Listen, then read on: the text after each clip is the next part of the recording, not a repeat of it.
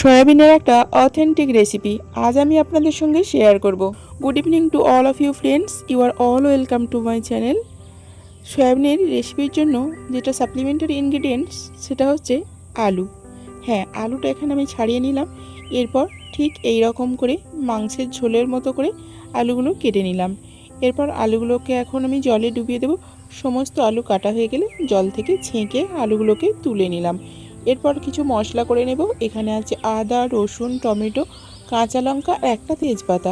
মশলাগুলোকে এখন শিলপাটায় মিহি করে পেস্ট করে নেব। পেস্ট করা হয়ে গেছে, এখন মশলাগুলোকে তুলে নিলাম। এরপর উনানটা জেলে কড়াইটা বসিয়ে দিলাম। কড়াই দিয়ে দিলাম 1 মগ মতো জল। জলের মধ্যে দিয়ে দেব অবশ্যই পরিমিত লবণ, কারণ এই জলের মধ্যেই এখন দিয়ে দেব সয়াবিন। সয়াবিনকে জলের মধ্যে ফোটানোর সময় জলের মধ্যে লবণ অ্যাড করে দিলে লবণটা খুব ভালোভাবে সয়াবিন অ্যাবজর্ব করে নিতে পারে। এখন এটা অল্প একটু নাড়াচাড়া করে চাপা দিয়ে দিলাম 5 মিনিটের জন্য। জলটা ফুটে উঠলেই জাস্ট এটা খুলে নিলাম। দেখুন সয়াবিনগুলো কতটা ফুলে উঠেছে, কতটা পরিমাণে জলকে টেনে নিয়েছে। জলের পরিমাণও অলরেডি কমেই এসেছে। যদি এখানে সয়াবিনগুলো খুব তাড়াতাড়ি ঠান্ডা করার প্রয়োজন হয়ে থাকে অথবা সয়াবিনগুলো ওভারকুকড হয়ে থাকে, তাহলে ডিরেক্টলি ঠান্ডা জলের মধ্যে তুলতে হবে।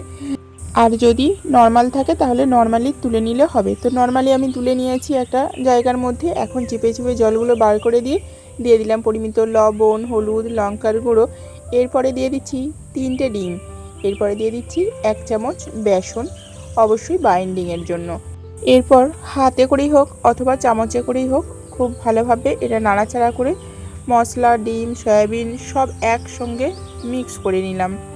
এরপর আবারও উনানে কড়াইটা বসিয়ে দিয়ে কড়াইটা খুব ভালোভাবে গরম হলে দিয়ে দিলাম পরিমিত সরিষার তেল। তেলটা খুব ভালোভাবে গরম হলে দিয়ে দিলাম আলু দেওয়ার পর অবশ্যই আলুর মধ্যে দিয়ে দেবো এখন পরিমিত লবণ আর অবশ্যই পরিমিত হলুদ। এরপর অল্প একটু নাড়াচাড়া করে লবণ হলুদটা আলুর সঙ্গে মিক্স করে দিয়ে ঢাকা চাপা করে আলুটা কিছুক্ষণ ধরে ভেজে নেব। সয়াবিন ভাজার আগে যদি আলুটা ভেজে নেওয়া হয় তাহলে আলু যে এক্সেস তেলটা ছেড়ে দেয় সেটা যেমন কাজে লাগবে, সেই রকমই কড়াইটা আবার অয়েলি হয়ে যায়, নন স্টিকি হয়ে যায়। সেখানে সয়াবিন ভাজতে অনেকটা সুবিধা হয়। আলুটা চাপা দিয়ে দিলাম। এখন করে নিচ্ছি একটা মশলা। নিলাম 1 চামচ হলুদ গুঁড়ো, লঙ্কার গুঁড়ো, জিরা গুঁড়ো আর ধনিয়া গুঁড়ো। এরপর নিয়ে নিচ্ছি টক দই। এবার প্রপারলি মিক্স করে নেব। মিক্সিংয়ের জন্য অল্প একটু জল অ্যাড করলাম, যেহেতু দইয়ের মধ্যে সাফিসিয়েন্ট জল ছিল না।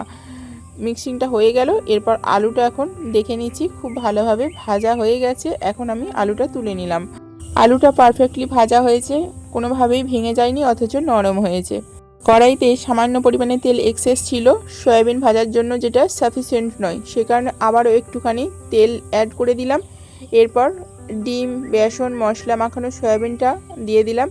এরপর হালকা হাতে নাড়াচাড়া করতে হবে। অবশ্যই আঁচটাও মিডিয়াম রাখতে হবে। আঁচ বেশি হলে সয়াবিনগুলো পুড়ে যেতে পারে, আর খুব বেশি নাড়াচাড়া করলে সয়াবিনের কোটিং খুলে বেরিয়ে আসতে পারে। সেই কারণে সাবধানবশত সয়াবিনগুলো ভাজা হয়ে গেছে, খুব সুন্দরভাবে কোটিং হয়েছে আর প্রপারলি ভাজাও হয়েছে। এখন কড়াইয়ে দিয়ে দিলাম পরিমিত সরিষার তেল। ফোড়নে দিলাম গোটা সাদা জিরে আর একটা শুকনো লঙ্কা। এরপরে দিলাম 2টো বড় সাইজের পেঁয়াজ কুচি। পেঁয়াজটা নাড়াচাড়া করে কালারটা চেঞ্জ হলে দিয়ে দিলাম শিলপাটায় বেটে রাখা মশলাটা। এরপর বেশ কিছুক্ষণ নাড়াচাড়া করব, যাতে কিছুটা ভাজা হয়ে যায়, যাতে কিছুটা তেল ছেড়ে বেরিয়ে আসে। যেহেতু এখানে আদা দেওয়া আছে, আদাটা প্রপারলি ভাজলে তাহলে রেসিপির মধ্যে আদার গন্ধ ছাড়ার সম্ভাবনা থাকে না। এরপর আবারও কিছুক্ষণ কষিয়ে নেব। কষানোর সময় প্রয়োজন হলে নর্মাল জল ইউজ করা যেতে পারে, বাট আমি এখানে শিলপাটা ধোয়া জলটা দিয়ে দিলাম। এরপর আবারও বেশ কিছুক্ষণ কষিয়ে নেব। তেল ছেড়ে উঠে আসবে যখন, তখন দিয়ে দিলাম কাসুরি মেথি। এরপর আবারও একটু কষিয়ে নিয়েছি। দেখুন তেলটা পরপর আরও ছেড়ে উঠে আসছে। এখন দিয়ে দিচ্ছি আগে থেকে ভেজে রাখা আলুটা আর সয়াবিনটা।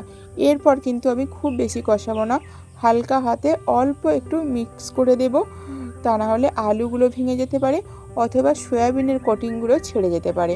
মিক্সিংয়ের পর দিয়ে দেব পরিমিত জল। পরিমিত মানে এখানে আলুগুলো প্রপারলি সিদ্ধ হয়নি, আলুগুলো সিদ্ধ হতে হবে, সঙ্গে সয়াবিন কিন্তু অনেকটাই জল টেনে নেবে, সেই সঙ্গে রেসিপির মধ্যেও বেশ খানিকটা ঝোল থাকবে। সেই মতো মাপ করে আমি জলটা বেশ অনেকটাই দিয়ে দিলাম। এরপর হালকা হাতে একটু নাড়াচাড়া করে দিলাম। এরপরে দিয়ে দেব অবশ্যই অল্প একটুখানি গরম মশলা। রেসিপির ফ্লেভার বা টেস্ট এনহ্যান্স করার জন্য। এরপর আবারও একটুখানি নাড়াচাড়া করে দিলাম।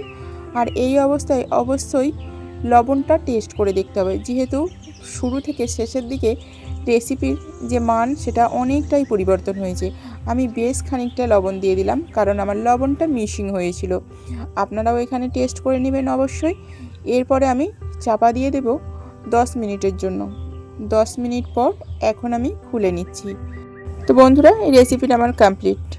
আপনাদের কেমন লাগলো সয়াবিনের একটা এইরকম ইউনিক এবং অথেন্টিক রেসিপি? অবশ্যই কমেন্ট করবেন। যদি ভালো লেগে থাকে তাহলে রেসিপিটা ফলো করে অবশ্যই একদিন ট্রাই করবেন। আজ তাহলে আসি বন্ধুরা।